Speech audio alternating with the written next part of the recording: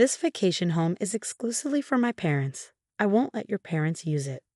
I was dumbfounded by my husband's remarks, having nonchalantly purchased $1 million vacation home. So that's what this is all about.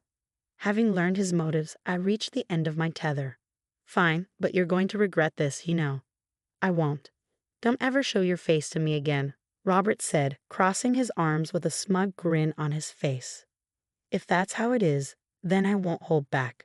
I'll make sure he regrets it," I thought. "My name is Kathy. I married my husband Robert 4 years ago, and we've been living as a couple. Neither of us have any particular hobbies, so our savings kept growing. If I had to name one indulgence, perhaps it would be brewing coffee from beans on a weekend morning. Speaking of which, your mom's birthday is coming up soon, isn't it?" With a freshly brewed coffee in hand, I asked my husband. We were both in our mid-30s.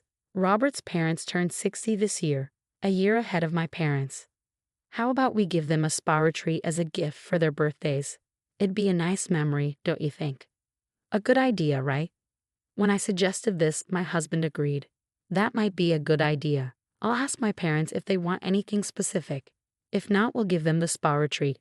It'll kill 2 birds with 1 stone." I did mean it like that. "I know, just joking. Next time I see my parents, I'll talk to them about it. Kathy, can you look up some good spas?" "Got it. How about we go on a trip too? It would be nice for a change." 2 weeks passed, and my mother-in-law's birthday was fast approaching. "Hey, we need to make a reservation soon. At this rate, we won't even make it for my father-in-law's birthday. Did you talk to your parents?" I asked hurriedly. In response, my husband answered leisurely, "Oh, did I not tell you? I've already asked their preferences, so it's fine. We don't need to book the spa retreat." "Is that so? Then it's okay, but what did they say they wanted?" Eager to choose the gift together, I asked, but my husband gave me a look that suggested he found it troublesome. "I'll handle everything. It's my parents' 60th birthday. You don't have to get involved, Kathy." I couldn't hide my surprise at Robert's words. He had never brushed me off like this before.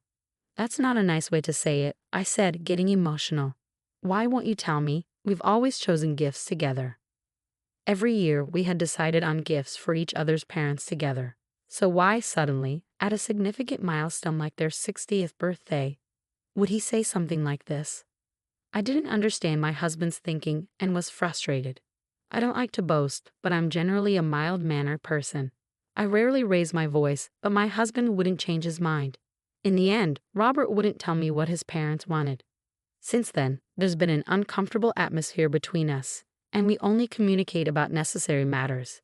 Even when we drink coffee brewed from beans, we remain silent. The day before my mother-in-law's birthday, my husband spoke to me for the first time in a while. "We're going out tomorrow to celebrate Mom's 60th birthday, so get ready, Kathy. We're staying overnight, so be prepared for that too." When he suddenly said we were going out, I panicked. "What? Where are we going?" "If we're staying overnight, you should have said so earlier. I have a lot to prepare." "I just told you, didn't I?" "You're definitely going to be surprised," he said, in high spirits. The next morning, we got into the car early and went to pick up my in-laws. They were very excited. I'm so excited. I never thought I'd get to celebrate my birthday like this. "I really can't thank you enough," my mother-in-law gushed. "Yes, indeed. Thank you so much, Robert." Kathy, my father-in-law, added. No, happy birthday, Mom," I replied, feeling awkward because I hadn't been involved in choosing the present at all. Even when my in-laws expressed their gratitude, I could only respond vaguely. Then my husband said something surprising. "Really, it's all thanks to Kathy." He was backing me up. I was really happy with my husband's consideration. We'd been at odds recently, but it felt like we could go back to our old relationship. My gloomy feelings lifted, and I decided to enjoy the journey to our destination. We arrived at a beautiful cabin nestled in the woods.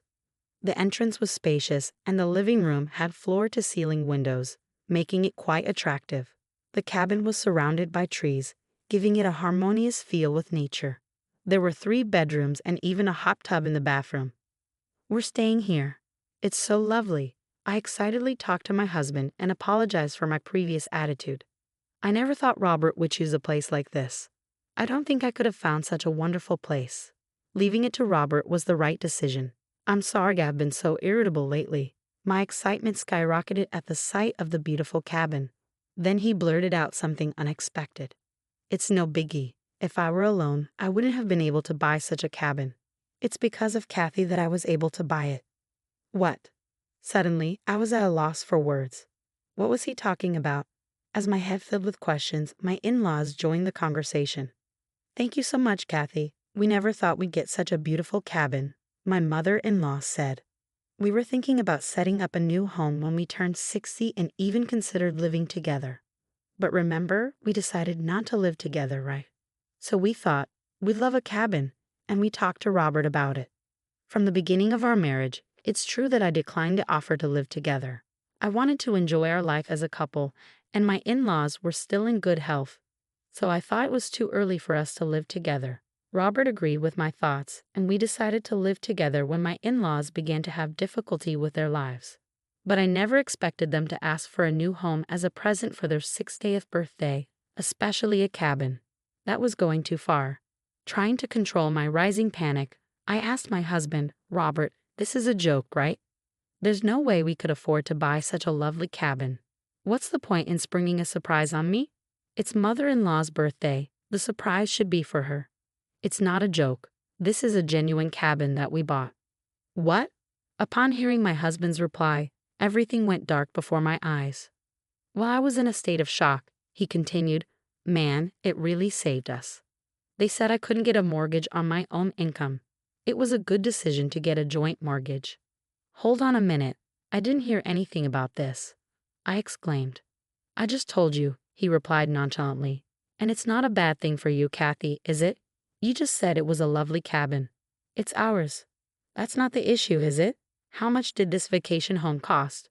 My frustration was palpable. He dropped a surprising fact. 1 million. What? $1 million? I was stunned. "It was for my parents' 60th birthday. I thought we'd splurge a bit," he said. The amount was more than I could have ever imagined, leaving me dizzy. As if to add insult to injury, my husband began to spill another astonishing fact. We couldn't get a loan for $1 million property in both our names, so I used all the money we've been saving since our marriage, the joint account, as a down payment, he confessed. What? By this point, I was beyond shocked and just plain dumbfounded. How could he be so selfish without even consulting me? I couldn't understand it at all. Despite my shock, my husband continued nonchalantly. "Well, it's already bought. Can't do anything about it now. Besides, I took into consideration your option of not living together. Isn't that good enough? In this vacation home, we can do whatever we want. Our vacation times will be more fun, won't they?" His carefree attitude was nothing short of exasperating. But now that it had come to this, there was nothing we could do. Just as Robert said, this vacation home was indeed lovely, and our holiday enjoyment would increase. "Fine, it's already bought, so there's nothing to be done. But you could have at least consulted me," I muttered. At that, my husband brightened up and laughed. "That's more like it. I should have consulted you. I apologize. I wanted it to be a surprise for you too, Kathy. You're quite something, aren't you?" Without my knowledge, Robert had gotten a joint mortgage and used our joint savings, but luckily, we didn't have any big expenses coming up. I earned significantly more than Robert and had my own savings. Let's just accept it and think of it as a good purchase. Feeling resolved, I decided to enjoy the grand celebration for my mother-in-law's birthday party and a 2-day stay at the villa. Once home, I brewed a coffee and indulged in the memories of our villa stay. It was surprising, but the villa was really splendid.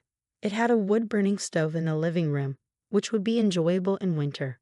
Feeling happy, I spoke to Robert. "Hey, when are we going back to the villa? I want to get some new dishes for the villa." "Yeah, I'll check with my parents. Can't we go by ourselves?" "Well, the villa is technically in our names, but it was a present for my parents' 60th anniversary. It'd be wrong if they had plans, right?" I had a bad feeling. Even though it was in our names, I thought it might practically become my in-laws' property. I quickly suggested, "As it's our villa, we can invite my parents too, right?" "Yeah, if they're available," he answered non-committally. But he didn't refuse. That was a relief. The villa wouldn't become my in-laws' property, but that was too optimistic. For the past 6 months, I had not been allowed to stay at the villa once. I go there, but I can't stay overnight. I drop my in-laws off at the villa, prepare food, and then have to return home. The next day, I pick them up from the villa, clean up, and drive them back. It's been like this for 6 months. Despite my many complaints, Robert always had some excuse and sometimes even yelled at me. But today, I'm not giving up because soon it will be my parents' birthday. Hey, Robert, my father's birthday is in 2 months. We can invite them to the villa, right? It's our villa. I emphasized our villa and appealed to Robert. His reply was the same as always.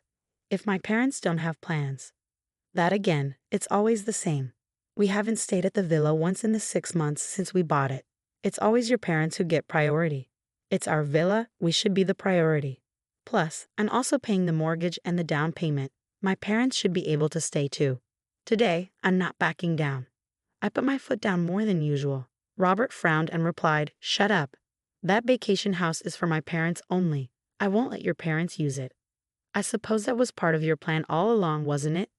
No wonder you bought the vacation house without telling me. The tolerance I had shown until now snapped in my heart, making a sound as if something had broken.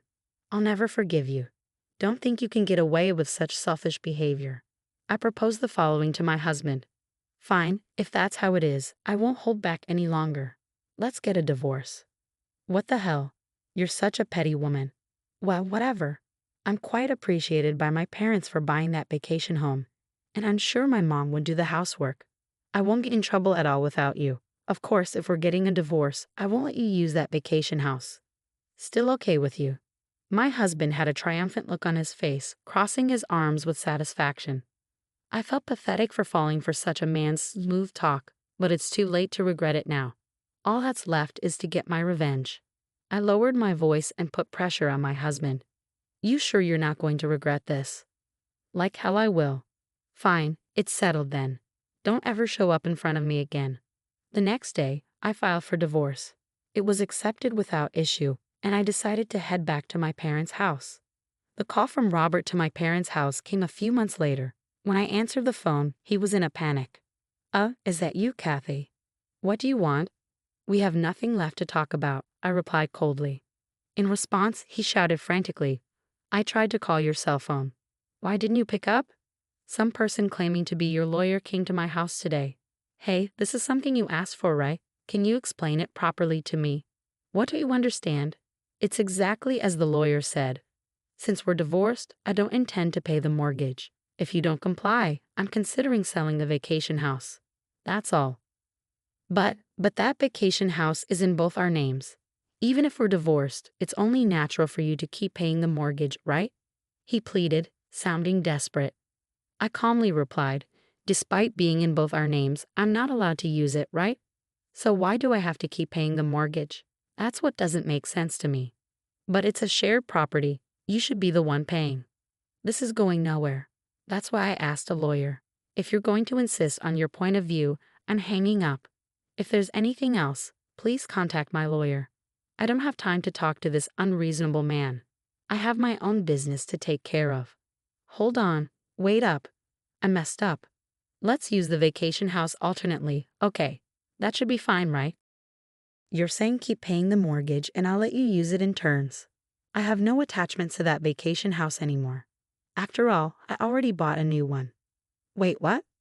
Yes, I gifted the vacation house to my parents for their 60th birthday. It's not exactly $1 million estate, but a cozy cottage that they love. Are we done here? I don't have time to be chit-chatting with you. Hold on, please. I quit my job. I know that.